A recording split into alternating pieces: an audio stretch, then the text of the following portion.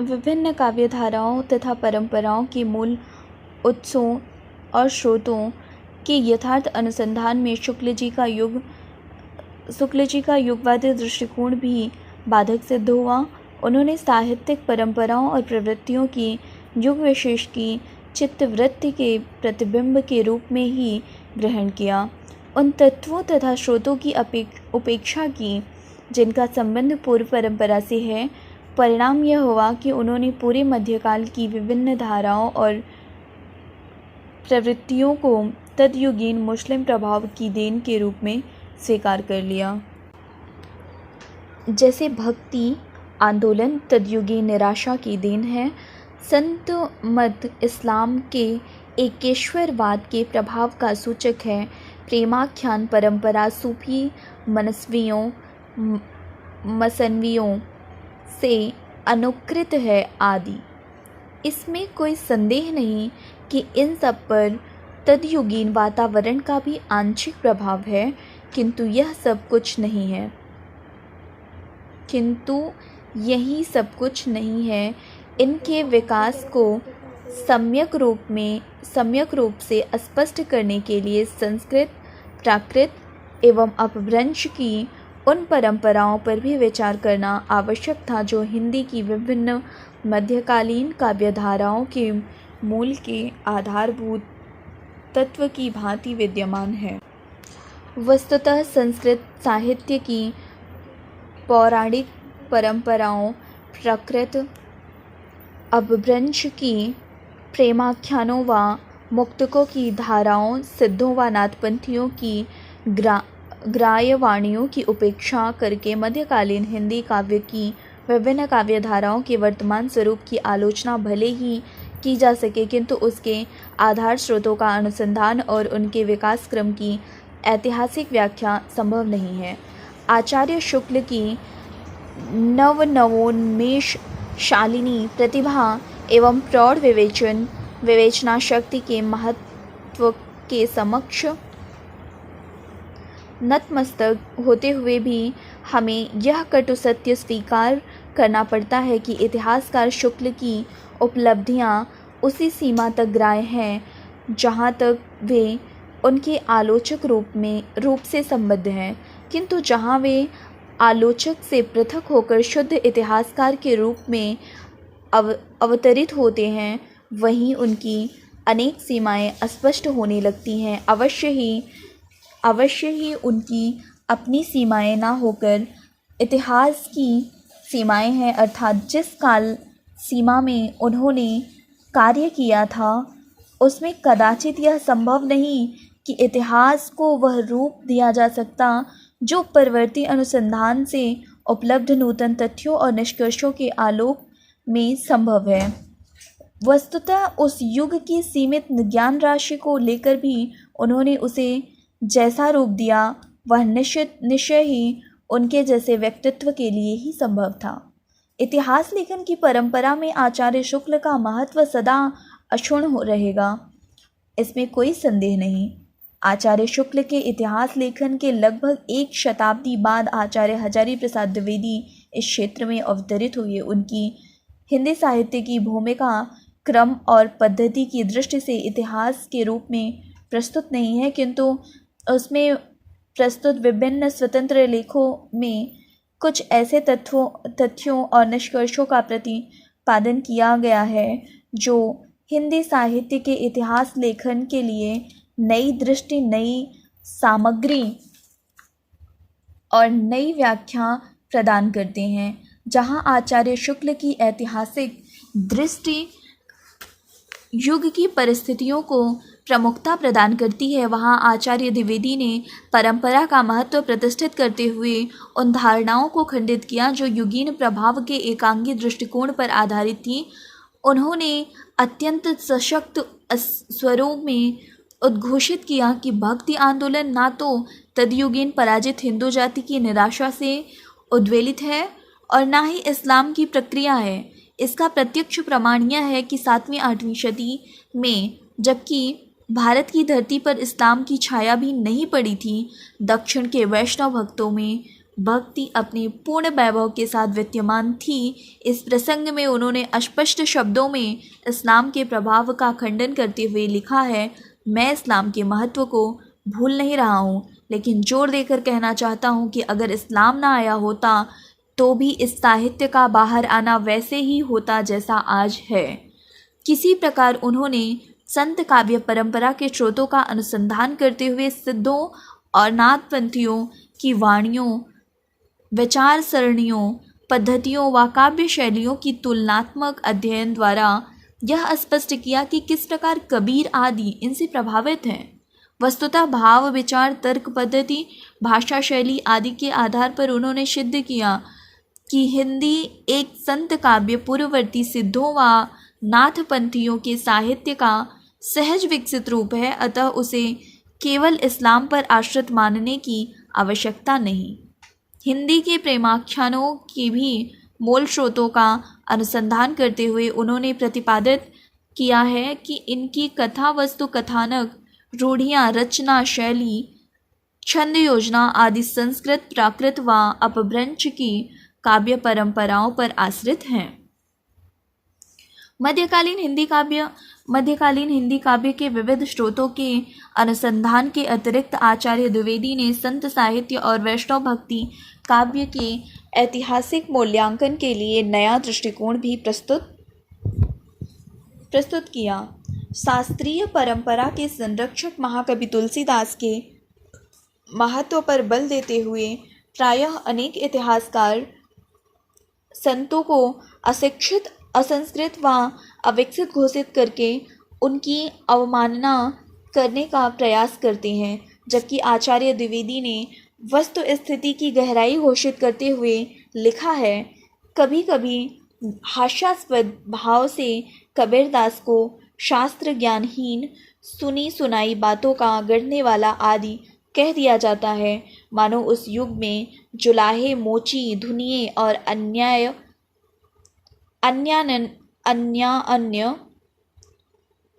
नीची कही जाने वाली जातियों के लिए शास्त्र और वेद का दरवाज़ा खुला था और कबीरदास आदि ने जानबूझकर उसकी अवहेलना की थी। सच पूछा जाए तो शास्त्र ज्ञान तत्व ज्ञान के मार्ग में सब समय सहायक ही नहीं होता और कभी कभी तो युग की यथोक्त नीच जातियों में से आए हुए महापुरुषों का शास्त्रीय तर्क जाल से मुक्त होना श्रेयस्कर जान पड़ता है। हिंदी साहित्य की भूमिका के अनंतर आचार्य द्विवेदी के इतिहास संबंधी कुछ और रचनाएं भी प्रकाशित हुई हैं। हिंदी साहित्य उद्भव और विकास, हिंदी साहित्य का आदिकाल आदि। इनमें उन्होंने अपने तद विषयक विचारों को अधिक व्यवस्थित एवं पुष्ट रूप में प्रस्तुत किया है। इस प्रकार हम देखते हैं कि हिंदी साहित्य के इतिहास की विशेषता मध्यकालीन काव्यों के स्रोतों व पूर्व परंपराओं की अनुसंधान तथा उनकी अधिक सहानुभूतिपूर्ण व यथातथ्य व्याख्या करने की दृष्टि से आचार्य द्विवेदी का योगदान अप्रतिम है। वस्तुतः वे पहले व्यक्ति हैं जिन्होंने आचार्य शुक्ल की अनेक धारणाओं और स्थापनाओं को चुनौती देते हुए उन्हें सबल प्रमाणों के आधार खंड पर खंडित किया। साथ ही उनके युग रुचिवादी एकांगी दृष्टिकोण के समानांतर अपने परंपरा परक दृष्टिकोण को स्थापित करके उन्होंने हिंदी साहित्य के अध्येताओं के लिए एक व्यापक एवं संतुलित इतिहास दर्शन की भूमिका तैयार की।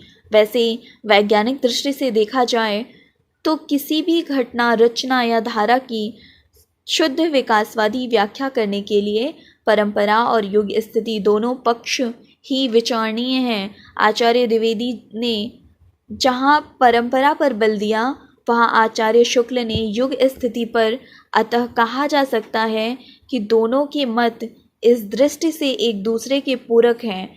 जहाँ तक ऐतिहासिक चेतना व पूर्व परंपरा के बोध की बात है, निश्चय ही आचार्य द्विवेदी हिंदी के सबसे अधिक सशक्त इतिहासकार हैं।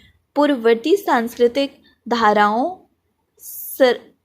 सरणियों और पद्धतियों का जैसा गंभीर अनुशीलन उन्होंने किया तथा मध्यकालीन जनमानस की भावधाराओं में जैसी गहरी डुबकी उन्होंने लगाई है वह किसी और के लिए संभव नहीं, किंतु फिर भी उन्होंने अपना लक्ष्य आचार्य शुक्ल द्वारा स्थापित इतिहास के स्थूल ढांचों में ही अपनी धारणाओं को समेट देने तक का रखा है, जबकि उसे आमूलचूल परिवर्तित कर देने की शक्ति का भी उनमें अभाव नहीं था। शुक्ल जी द्वारा स्थापित प्रथम 3 कालखंडों को बाह्य रूप व भीतरी आधारों की दृष्टि से पूर्णतः झकझोर देने के बाद भी उन्होंने उसे उन्मूलित कर देने का कार्य अपने हाथों से संपादित नहीं किया। शायद यह उनकी अहिंसक दृष्टि का परिणाम है कि वे पूर्ण व्यवस्था के सारे दोषों व अवगुणों का उद्घाटन करने के बाद भी अपनी ओर से उसी परिवर्तन का कोई प्रयास नहीं करते, उसमें परिवर्तन का कोई प्रयास नहीं करते। कदाचित यही कारण है कि उनके इतिहास की रूपरेखा, काल विभाजन पद्धति व काव्यधारा की नियोजना बहुत कुछ आचार्य शुक्ल के इतिहास के अनुरूप है। आचार्य द्विवेदी के ही साथ साथ इस क्षेत्र में अवतरित होने वाले एक अन्य विद्वान डॉक्टर राम कुमार वर्मा ने हिंदी साहित्य का आलोचनात्मक इतिहास 1938 में 693 ईस्वी से 1693 ईस्वी तक की कालावधि को ही लिया है। संपूर्ण ग्रंथ को 7 प्रकरणों में विभक्त करते हुए सामान्यतः रामचंद्र शुक्ल के ही वर्गीकरण का अनुसरण किया गया है। इतना अवश्य है कि युगों व धाराओं के नामकरण में किंचित परिवर्तन कर उन्हें सरल रूप दे दिया गया है।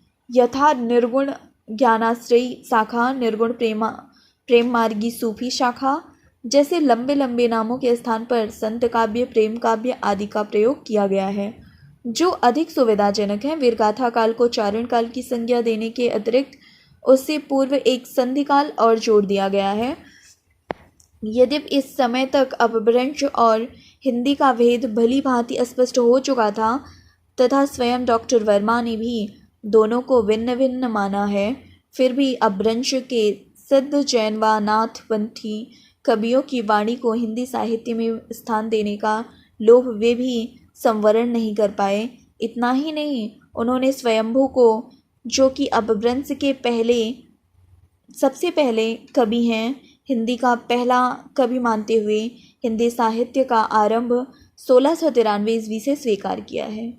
ऐतिहासिक व्याख्या की दृष्टि से यह इतिहास आचार्य शुक्ल के गुण दोषों का ही विस्तार है। कवियों के मूल्यांकन में अवश्य लेखक ने अधिक सहृदयता और कलात्मकता का परिचय दिया है। अनेक कवियों के काव्य सौंदर्य का आख्यान करते समय लेखकों की लेखनी काव्यमय हो उठी है, जो कि डॉक्टर वर्मा के कवि पक्ष का संकेत देती है। शैली के इसी सरसता और प्रवाह पूर्णता के कारण उनका इतिहास पर्याप्त लोकप्रिय हुआ है तथा पाठकों को इस बात का अभाव प्रायः खलता रहा है कि यह भक्तिकाल तक ही सीमित है। इसका शेष भाग अभी तक अलिखित है। इधर नागरी प्रचारणी सभा द्वारा हिंदी साहित्य का बृहद इतिहास प्रकाशित करने की विशाल योजना क्रियान्वित हो रही है, जिसके अंतर्गत समस्त हिंदी साहित्य को 16 भाषाओं में प्रस्तुत किया जाएगा। यद्यपि इस ग्रंथ के लेखन के लिए कुछ सामान्य सिद्धांतों और पद्धतियों का निर्धारण कर लिया गया है, फिर भी प्रत्येक खंड अलग अलग विद्वानों के संपादन में तथा विभिन्न लेखकों के सहयोग से निर्मित हो रहा है तथा संपूर्ण ग्रंथ के लेखन में शताधिक लेखकों का सहयोग अपेक्षित है। ऐसी स्थिति में इसकी उपलब्धियों और सीमाओं के बारे में सामान्य रूप में कुछ कहना कठिन है। वस्तुतः प्रत्येक खंड की सफलता असफलता बहुत कुछ उसके संपादक व सहयोगी मंडल पर निर्भर है। इस दृष्टि से अब तक प्रकाशित खंडों में से कुछ बहुत महत्वपूर्ण सिद्ध हुए हैं। यथा इसका षष्ठ भाग रीतिकाल रीतिबद्ध काव्य अपने विषय का सर्वाधिक प्रामाणिक ग्रंथ माना जाता है।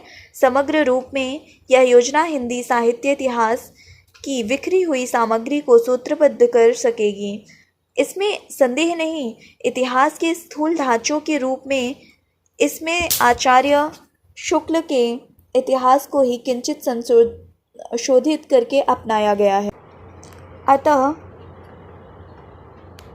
अतः मूल ढांचे के गुण दोष इसमें भी अधिक व्यापक, विस्तृत एवं सबल रूप में विद्यमान रहेंगे। यदि सभी क्षेत्रों के शताधिक लेखकों के स्वतंत्र सहयोग की अपेक्षा कुछ चुने हुए अधिकारी विद्वानों के सामूहिक योग से इसका निर्माण होता तो निस्संदेह इसमें अपेक्षाकृत अधिक एकरूपता, अन्वयति एवं सजीवता आ पाती। विभिन्न विद्वानों के सामूहिक सहयोग के आधार पर लिखित इतिहास ग्रंथों में हिंदी साहित्य की उल्लेखनीय है, जिसका संपादन डॉक्टर धीरेन्द्र वर्मा ने किया है। इसमें संपूर्ण हिंदी साहित्य को 3 कालों आदिकाल, मध्यकाल एवं आधुनिक काल में विभक्त करते हुए प्रत्येक काल की काव्य परंपराओं का विवरण अविच्छिन्न रूप में प्रस्तुत किया गया है। जहाँ नागरी प्रचारणी सभा द्वारा नियोजित इतिहास में आचार्य शुक्ल के इतिहास की रूपरेखा को अधिक ध्यान में रखा गया है, वहाँ इसमें यत्र तत्र अधिक स्वतंत्रता से काम लिया गया है। यही कारण है कि इसमें हम राशो काव्य परंपरा जैसी नई काव्य परंपराओं को भी स्थापित देखते हैं, पर साथ ही इसमें कुछ दोष भी है। विभिन्न अध्यायों में विभिन्न लेखकों ने इतिहास लेखन की विभिन्न दृष्टियों और पद्धतियों का उपयोग किया है, जिससे इसमें एकरूपता, अन्विति एवं संश्लेषण का अभाव परिलक्षित होता है। फिर भी हिंदी साहित्य के इतिहास लेखन की परंपरा में इसका विशिष्ट स्थान है। उपर्युक्त इतिहास ग्रंथों के अतिरिक्त भी अनेक शोध प्रबंध और समीक्षात्मक ग्रंथ लिखे गए हैं, जो हिंदी साहित्य के संपूर्ण इतिहास को तो नहीं, किंतु उसके किसी एक पक्ष, अंग या काल को नूतन ऐतिहासिक दृष्टि और नई वस्तु प्रदान करते हैं। इन सब का विवेचन तो यहाँ संभव नहीं, किंतु इनका संकेत अवश्य किया जा सकता है। यथा डॉक्टर भगीरथ मिश्र का हिंदी काव्य शास्त्र का इतिहास, डॉक्टर नगेंद्र की रीति काव्य की भूमिका, श्री परशुराम चतुर्वेदी का उत्तरी भारत की संत परंपरा, श्री प्रभुदयाल मीतल का चैतन्य संप्रदाय और उसका साहित्य, डॉक्टर विजयेंद्र स्नातक का राधावल्लभ संप्रदाय सिद्धांत और साहित्य, श्री विश्वनाथ प्रसाद मिश्र का हिंदी साहित्य का अतीत, श्री चंद्रकांता बाली का पंजाब प्रांतीय हिंदी साहित्य का इतिहास, डॉक्टर टीकम सिंह तोमर का हिंदी वीर काव्य, डॉक्टर मोतीलाल मेनारिया कृत राजस्थानी भाषा और साहित्य व राजस्थानी पिंगल साहित्य, डॉक्टर केसरी नारायण शुक्ल, डॉक्टर श्री कृष्णलाल और डॉक्टर लक्ष्मी सागर वर्षणेय के आधुनिक काल संबंधी विभिन्न शोध प्रबंध, डॉक्टर नलिन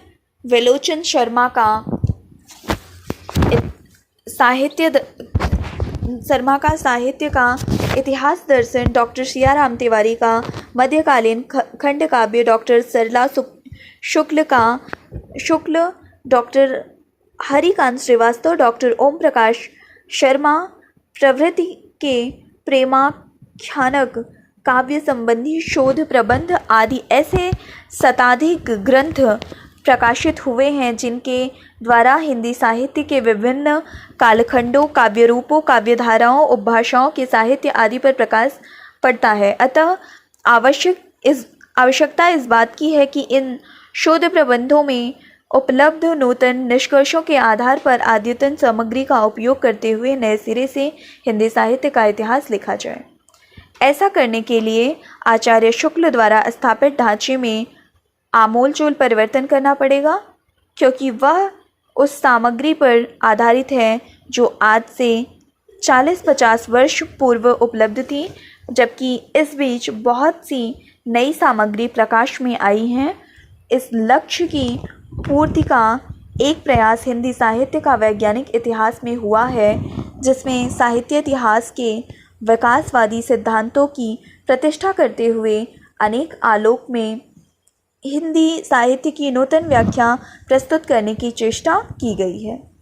इस प्रकार गारसा दत्ताशी के तासी से लेकर अब तक की परंपरा से संक्षिप्त सर्वेक्षण से यह भली भांति स्पष्ट हो जाता है कि लगभग एक शताब्दी की ही अवधि में हिंदी साहित्य का इतिहास लेखन अनेक दृष्टियों, रूपों और पद्धतियों का आकलन और समन्वय करता हुआ संतोषजनक प्रगति कर गया है।